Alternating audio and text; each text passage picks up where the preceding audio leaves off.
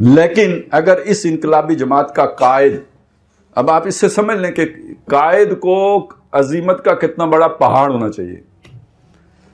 یہ چیزیں ایسی ہیں کہ اللہ تعالیٰ نے حضور صلی اللہ علیہ وسلم سے بھی کہا لولا ان ثبتناک لکدت ترکنوا الیہم شیئا قلیلا، اگر ہم آپ کو مضبوط نہ کھڑا کر دیتے تو ان کے یہ حربے آپ کو تھوڑا بہت ان کی طرف تو مائل کر ہی دیتے. تو اس سے یعنی جو آپ کا انقلابی نظریہ ہے اس نظریے پر آپ کا کتنا کامل یقین ہونا چاہیے کہ یہ سارے جملے آپ برداشت کر جائیں، پی جائیں، اور اس کے باوجود آپ کے جذبہ عمل میں کوئی کمی نہ آئے، کیونکہ جذبہ عمل میں کمی آ گئی تو وہ پروپیگنڈا کامیاب ہو گیا. آپ کی انہوں نے ول توڑ دی. آپ بے شک ان کے ساتھ شامل نہ ہوں، لیکن آپ جو اگینسٹ کام کر رہے تھے اب وہ بھی کرنے کے قابل نہیں رہیں گے. تو انقلابی جماعت کا قائد اور اس کے محدود چند ساتھی یعنی زیادہ تو ہوتے نہیں، وہ جس شے کو لوگ دیوانے کی بڑھ سمجھیں، جس شے کو پاگل پن کہیں، اس شے پر ایک دم کہاں سے لپک کر لوگ آئیں گے. تو اللہ تعالیٰ بھی در حقیقت ایک دم نہیں دیتا، تاکہ وہ بھی دکھاتا ہے کہ اس بندے کی کیا ول ہے. کہ اکیلے ہی چلے تھے جانب منزل مگر، تو وہ ایک دم ہی ہتھیلی پہ سرسوں جمنے لگے تو پھر تو بندے کو حوصلہ مل جاتا ہے نا، نتیجہ نکلنے لگتا ہے. تو جب نتیجہ نکلتا ہے تو اس سے بندے کا دل بڑا ہو جاتا ہے. تو شروع میں نتیجہ بھی نہیں نکلتا، ساری محنت معلوم ہوتا ہے کہ خوب کھاتے جا رہی ہے، اس کا کوئی نتیجہ نکلتا بھی بڑا نظر نہیں آ رہا ہوتا. ہر طرف مایوسی کے اندھیرے ہوتے ہیں. اس لیے میں کہتا ہوں یہ اللہ پر ایمان کے بغیر اور اللہ کی رضا کی خواہش کے بغیر یہ کام ہو ہی نہیں سکتا، کیونکہ یہ تو بالکل ہی ایک وقت میں اندھیرے میں تیر چلانے کے مترادف بن جاتا ہے یہ. تو اس کے جو محدود چند ساتھی اس وار کو جھیل گئے، یعنی اس پروپیگنڈے کے وار کو، وربل پرسیکیوشن کو، زبانی جو لسانی تشدد ہے اس کو جو سہ گئے، اور نظریے کی نشر و اشاعت کا عمل جاری رہے، یعنی وہ رک نہ جائیں، غیر مؤثر نہ ہو جائیں، پوری شدت سے اپنا کام کرتے رہیں، اور لوگ اس کو قبول کر کے جماعت میں شامل ہو رہے ہیں، یعنی چلیں کچھ نہ کچھ اضافہ ہو رہا ہے. تو مخالفین کو محسوس ہوگا کہ یہ ہوا کا کوئی معمولی سا جھونکا نہیں ہے، اس میں تو ایک زبردست آندھی اور طوفان کے آثار پوشیدہ ہیں. کیونکہ آپ کی اس ول نے یہ بتا دیا کہ یہ شخص پیچھے ہٹنے والا نہیں، اور معاشرے میں ایکسیپٹنس بھی پیدا ہونا شروع ہو گئی ہے. کوئی کچھ نہ کچھ لوگ تو بہرحال ان کے گرد آ رہے ہیں. تو یہ تو وہ آندھی اور طوفان ہے جو ہمارے تمام مفادات کو خس و خاشاک کی طرح اڑا کر لے جائیں گے. لہذا اب تشدد شروع ہوگا. ان کو عذاب دو، ان پر تشدد کرو، ان کو مارو پیٹو، عقوبت اور ایذا رسانی کی کوئی کسر نہ چھوڑو.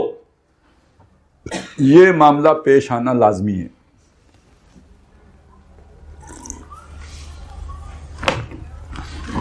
ہم انقلابی جماعت ہیں. انقلابی جماعت کے کارکن سے پوچھیں یہ معاملہ پیش آ سکتا ہے، اسے یاد بھی نہیں ہوگا کہ ہماری کتاب میں یہ بات لکھی ہوئی ہے کہ بھئی یہ بھی ہو سکتا ہے. تو اسے تو ڈاکٹر صاحب کہتے ہیں جزو لا ينفک ہے. تو یہ معاملہ پیش آنا لازمی ہے. لیکن اس دور کے لیے اس انقلابی جماعت کا پہلا مرحلہ یہ ہوگا کہ ماریں کھاؤ، لیکن نہ اپنے موقف سے ہٹو اور نہ ہی اپنا ہاتھ اٹھاؤ وہ دوسرے کو مارنے کے لیے.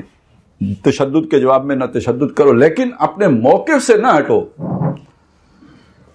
چونکہ اگر اس جماعت نے ابھی ریٹیلیٹ کیا، یعنی بدلہ میں اس نے بھی ہاتھ اٹھایا اور وہ جماعت بھی وائلنٹ ہو گئی، اس نے بھی جواب میں متشددانہ رویہ اختیار کر لیا.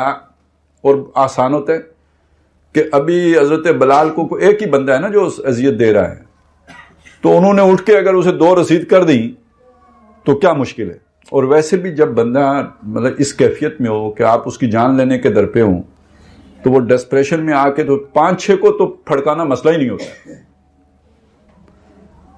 وہ خود کش جو ہوتا ہے بمبار، تو وہ تو ایک گاڑی تو لے ہی جاتا ہے نا. تو یہ تو جب بھی آدمی ویسے ہی پاگل ہو جائے تو وہ جب ادھر بھی مارے ادھر بھی مارے دیوانہ وار مارے تو کچھ نہ کچھ تو کر ہی جائے گا. تو اگر وہ وائلنٹ ہو گئی, اس نے بھی جواب میں متشددانہ رویہ اختیار کر لیا, تو جمع جمایا نظام ہے, اسے اس جماعت کو کچلنے اور نیست و نابود کرنے کا قانونی اور اخلاقی جواز مل جائے گا. بھئی یہ دیکھیں, یہ وہ کیا ہے جی, ٹیررسٹ ہے, اس ٹیررزم کو آپ نے جواز دے دیا, اور ٹیررزم کی کوئی جگہ نہیں ہے. اور یہاں اس نقطے کو سمجھ لیں کہ جو بھی ایگزسٹنگ سسٹم ہے اس کی جو ڈیفینڈر ہیں ان کی اسٹریٹجی کا یہ حصہ ہوگا کہ یہ وائلنٹ ہو جائیں, تاکہ یہ نیریٹو بلڈ کرنا آسان ہو جائے گا کہ ان کو کچلے بغیر ہمارے معاشرے میں امن قائم نہیں ہو سکتا. تو یہ چیز اگر ہم سمجھ لیں تو جو ہم نے 20 سال میں دیکھا ہے اس کو سمجھنا آسان ہو جائے گا, اور ساتھ ہی بے وقوفی بھی سمجھ میں آ جائے گی جو ہم نے کی, جس کو ہم بڑا ولولہ سمجھتے تھے, بڑا جہاد سمجھتے تھے, بڑی سمجھتے تھے, پوری حکمت بات سمجھتے تھے. یہ وہ حماقت ہے جو کروائی گئی, اور اس سے وہ جواز نکالا گیا کہ جس کے نتیجے میں پھر بلڈوز کر دو, پھر ایئر سٹرائکس کرو. ہاں, پھر تو مطلب وہ تو رائے عامہ ہموار ہو گئی. یہی ابو جہل چاہ رہا تھا کہ بلال کو ماریں گے تو عمر آئے گا مقابلے پہ, ابو بکر آئیں گے مقابلے پہ, تو وہ ان کے پیچھے جو قبیلہ کھڑا ہے, بلال کے پیچھے تو قبیلہ نہیں کھڑا نا, ابو بکر کے پیچھے تو قبیلہ کھڑا ہے نا, برادری کھڑی ہے. حضرت عمر کے پیچھے تو قبیلہ ہے نا, حضور کے پیچھے قبیلہ ہے. تو ہم ان کے قبیلے کے سامنے یہ جواز رکھ سکیں گے کہ انہوں نے ہمارے ساتھ یہ زیادتی کی ہے. اب یہ دیکھیں, چیز ہتھیار ایک ہی ہے, تشدد. اس تشدد کا جواب اگر تشدد سے دیں گے تو یہ سارا فائدہ پہنچے گا ایگزسٹنگ سسٹم کو اور اس جماعت کا نقصان ہوگا. اس کے مقابلے میں عدم تشدد کی پالیسی اختیار کر لیں گے تو وہ چال ان پر الٹ جائے گی کہ یہ تو بڑے معصوم لوگ ہیں, ان کے اوپر تشدد کیا جاتا ہے, تو وہ جو تشدد کرنے والے ہیں وہ ظالم لوگ ہیں. یہ عوام اگر آپ کے ساتھ نہیں بھی ہوتی لیکن یہ منظر دیکھ کر اس کے دل آپ کے ساتھ ہو جاتے ہیں, اس کے دل میں ہمدردی آپ کی پیدا ہو جاتی ہے, پبلک اوپینین آپ کے حق میں ہموار ہو جاتی ہے. تو حضور نے تو یہی کیا تھا نا.